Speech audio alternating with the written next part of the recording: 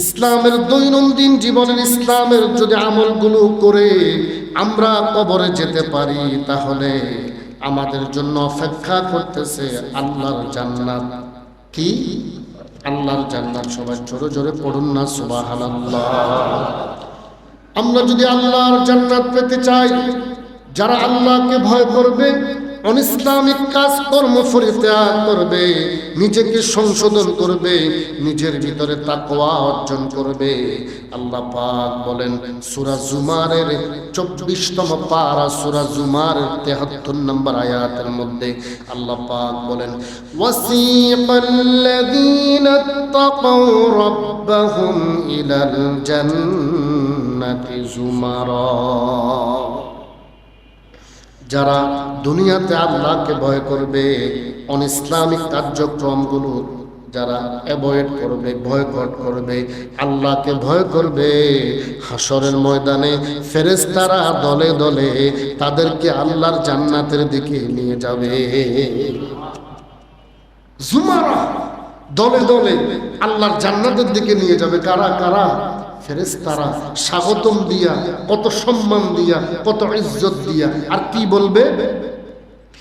যখন আমরা যখন জান্নাতের কিনারে যাব, তখন হাত্তা ইযা জাউহা ওয়া ফুতিহাত আবওয়াবুহা ওয়া ক্বালা লাহুম খাযানাতুহা সালাম। পড়ুন না সুবহানাল্লাহ। যখন দলে দলে মানুষগুলো জান্নাতের দিকে যাবে, জান্নাতের গেটে যাওয়ার সাথে সাথে চাবি আর লাগবে না, বান্দাগুলো দাঁড়াবে, দাঁড়ানোর সাথে সাথে জান্নাতের দরজাগুলো খুলে যাবে। যাবে, জান্নাতের দরজা খুলে যাবে। জান্নাতের দ্বাররক্ষী অর্থাৎ যে সকল ফেরেশতারা জান্নাতের, আল্লাহ পাক তাদেরকে কিছু কিছু ফেরেশতাকে আল্লাহ পাক দায়িত্ব দিয়েছেন, তোমার দায়িত্ব হলো তুমি জান্নাত পাহারা দিবা। কিছু ফেরেশতার দায়িত্ব হলো তুমি জান্নাতকে সুসজ্জিত করবা, সুন্দর করবা। এভাবে আল্লাহ পাক কিছু কিছু ফেরেশতাকে আল্লাহ পাক যে দায়িত্ব দিয়েছেন, কিয়ামত পর্যন্ত অবধি ওই ফেরেশতাগুলো ওই দায়িত্ব পালন করবে। পড়ুন না সুবহানাল্লাহ। তো জান্নাতের যে ফেরেশতাগুলো থাকবে, আমার আল্লাহ কোরআনে বলতেছেন, যখন জান্নাতের দরজাগুলো খুলবে আর জান্নাতি মানুষগুলো ঢুকবে, তখন কি করবে ওই ফেরেশতারা? সালামুন আলাইকুম তিবতুম ফাদখুলুহা খালিদুন। সালামুন আলাইকুম তিবতুম ফাদখুলুহা খালিদিন। ঢুকার সাথে সাথে ওই জান্নাতি ফেরেশতারা আপনাকে আমাকে বলবেন আসসালামু আলাইকুম। সুবহানাল্লাহ, সুবহানাল্লাহ। জান্নাতি ফেরেশতারা জান্নাতি মানুষগুলোকে সালাম দিবে। সালাম, সালামুন আলাইকুম তিবতুম ফাদখুলুহা খালিদিন। সালাম দিবে আর বলবে, আসো তোমরা আল্লাহর জান্নাতে চিরস্থায়ীভাবে থাকার জন্য, তোমাদেরকে কখনো বের করা হবে। কি করতে হবে এটার জন্য?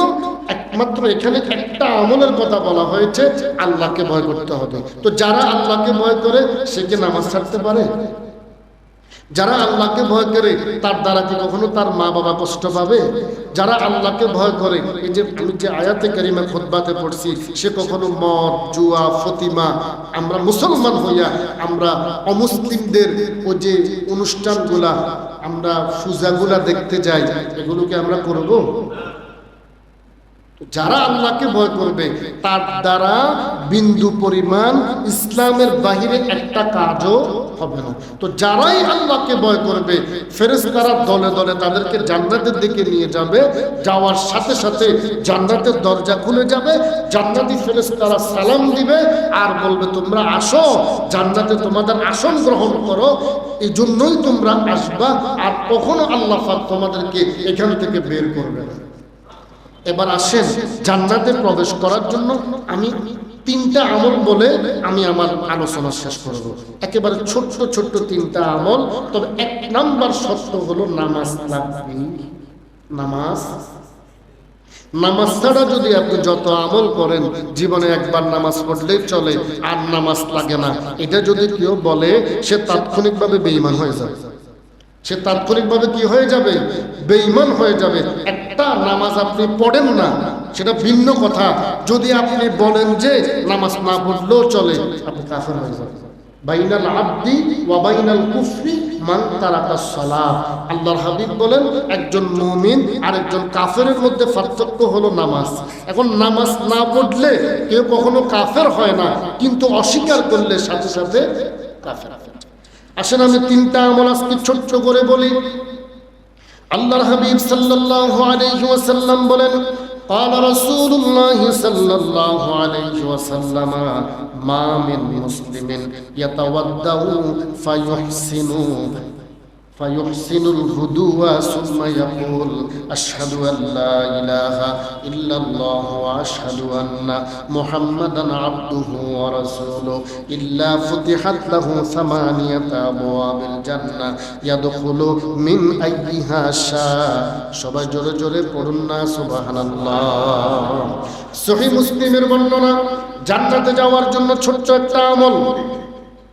আল্লাহর হাবিব সাল্লাল্লাহু আলাইহি ওয়াসাল্লাম বলেন, যারা 5 ওয়াক্ত নামাজের জন্য 5 বার ওযু করে, ওযু যদিও থাকে, আলাদা নামাজের জন্য ওযু করা এটা সুন্নাহ। নামাজের জন্য ওযু করা সুন্নাহ। ওযু যদিও থাকে, আপনি নামাজের সময় হয়েছে, যদি সম্ভব হয় ওযু করেন। ওযু করার দ্বারা লস নাই, ওযু করার দ্বারা ফায়দা আছে। কি ফায়দা? আপনি যতবার ওযু করবেন ততবার শরীরের গুনাহগুলো ঝরে যাবে। তো আল্লাহর হাবিব সাল্লাল্লাহু আলাইহি ওয়াসাল্লাম বলেন, যে ব্যক্তি 5 ওয়াক্ত নামাজের জন্য উত্তম রূপে ওযু করবে। কি রূপে? উত্তম রূপে কেন বললেন? ফায়ুহসিনুল হুদুয়া, উত্তম রূপে ওযু করবে। একটা হলো কোন রকম ওযু করা, আর আরেকটা হলো বসে সুন্দরভাবে 3 বার হাতগুলো ধোয়া, এই আঙ্গুলগুলো মাসে করা, সুন্দরভাবে 3 বার কুলি করা, 3 বার নাকে পানি দেওয়া, এভাবে সুন্দরভাবে ওযু করবে। নবীজি বলেছেন, যে ব্যক্তি উত্তম রূপে ওযু করবে, ওযু করার পরে যদি সে পড়ে আশহাদু আল্লা ইলাহা ইল্লাল্লাহ ওয়া আশহাদু আন্না মুহাম্মাদান আবদুহু ওয়া রাসূলুহু, অর্থাৎ কালিমায়ে শাহাদাত পড়বে, আল্লাহর হাবিব বলেন ইল্লা ফুতিহাত লাহু 8 আবওয়াবিল জান্নাহ ইয়াদখুলু মিন আইয়িহা শাআ। যখন সে ইন্তেকাল করবে, তার জন্য জান্নাতের 8টা দরজা খুলে যাবে। নবীজি বলতেছেন, সেই যে দরজা দিয়ে মন চায় আল্লাহর জান্নাতে ঢুকবে। অন্য হাদিসে মুসনাদে আহমদের মধ্যে আসছে, এই কালিমায়ে শাহাদাত পড়ার সময় যদি সম্ভব হয় আকাশের দিকে তাকাইয়া, কোন দিকে? আকাশের দিকে তাকাইয়া এভাবে আঙ্গুলটাকে উপরের দিকে দিয়া, এটা যদি সম্ভব না হয় অন্তত কালিমায়ে শাহাদাত পড়বে, আল্লাহ পাক তাকে এই মর্যাদা দান করবে। 2 নম্বর আমল হলো, যে ব্যক্তি 5 ওয়াক্ত ফরজ নামাজের সালাম ফিরানোর পরে আয়াতুল কুরসি তিলাওয়াত করবে, ওই লোকটা ইন্তেকাল করার সাথে সাথে আল্লাহর জান্নাতি হয়ে যাবে। এখন কথা হলো, হুজুর হাসরের ময়দানে বিচার হবে, তারপরেই তো জান্নাত। মৃত্যুর পরে জান্নাত কিভাবে? মৃত্যুর পরে জান্নাত হবে ওইভাবে, আপনার কবরটা জান্নাতের বাগান হয়ে যায়। 3 নম্বর, যে ব্যক্তি প্রত্যেক রাতে ঘুমানোর পূর্বে সূরা মুলুক তেলাওয়াত করবে, আল্লাহ পাক তাকে বিনা হিসাবে জান্নাত দিয়ে দিবে। সূরা মুলুক তার জন্য সুপারিশ করবে। আল্লাহ পাক যতগুলো কথা বলেছি, একটা কথার উপর যদি আপনারা আমল করেন, আমিও নাজাত পাবো, আপনিও নাজাত পাবেন। আল্লাহ পাক আমাকে সহ আপনাদের সকলকে আমল করার তৌফিক দান করুন, আমিন। ওয়া মা আলাইনা ইল্লাল বালাগ। আসসালামু আলাইকুম ওয়া রাহমাতুল্লাহি ওয়া বারাকাতুহু।